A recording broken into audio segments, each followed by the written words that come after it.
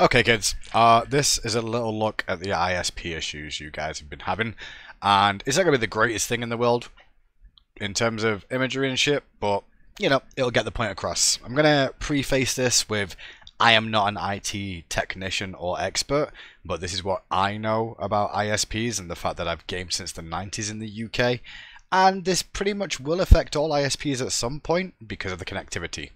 Now, the map in front of you obviously is where the UK is currently having problems, specifically BT, British Telecom, are having problems with connectivity to Smite.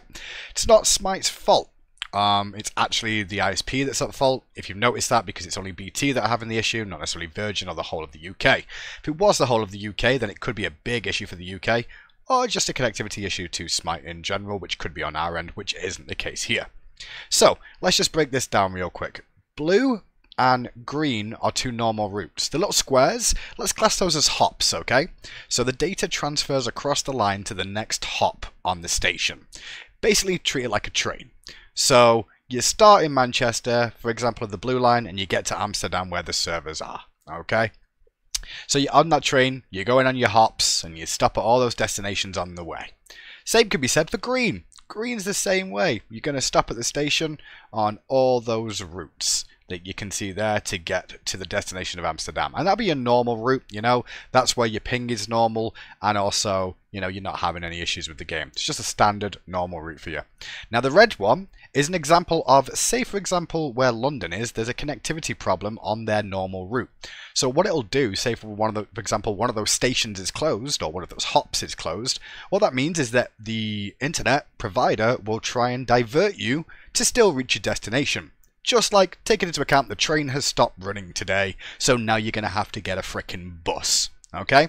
So you're going to get on the bus, and the bad news is the bus takes a longer route to get there. That's one of the reasons why your ping can go up. It's not the only reason, I'm just stating that to be clear. This is one of the reasons why your ping may go up on certain times, because you're being diverted a different route than normal, so that's why your ping may increase, because you're taking a longer journey to get to your destination. Obviously, you know, everything travels in speed, even the internet.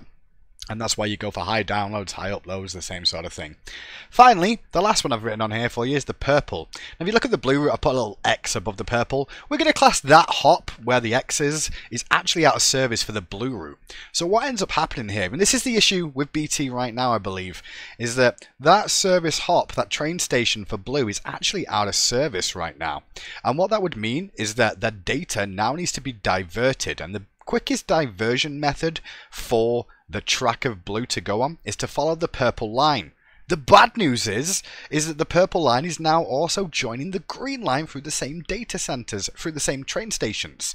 Now you can imagine if there's multiple trains trying to go to the same station at the same time, you're gonna have these issues where people are slowed down, people are not getting the expected results as they want. Now what this means is basically, when you're playing the game of Smite, and you've seen it in, for example, Getfish's example of his video that he released of him still being connected to the game, but having these little stalls where gold catches up to you, and the likes.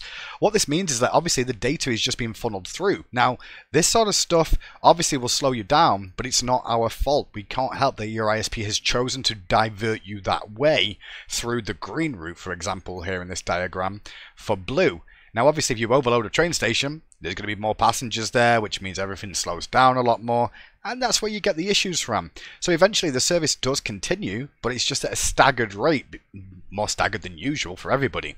So maybe the issue is along those sort of lines. That's just a brief example of exactly what this is. Hopefully that broke something down for you guys at home, and you can understand it a little bit more.